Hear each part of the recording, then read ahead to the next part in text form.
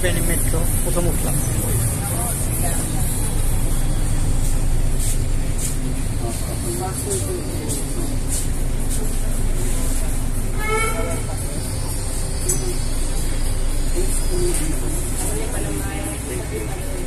এটা হচ্ছে এলআরটি। আমি যাচ্ছি মালাতে পেড্রো গেল স্টেশন। পাসাই থেকে পেড্রো গিলে যাচ্ছি মালাতে।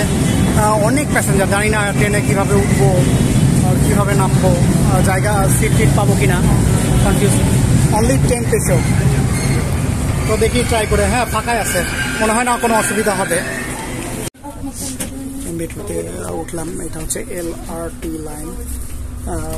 মালাতে যাচ্ছি পেড্রো হিল পাসাই থেকে। এটা তো মোটামুটি যেরকম ভাবছিলাম সেরকম না, খুব বেশি ভিড় না, মোটামুটি ফ্রি আছে।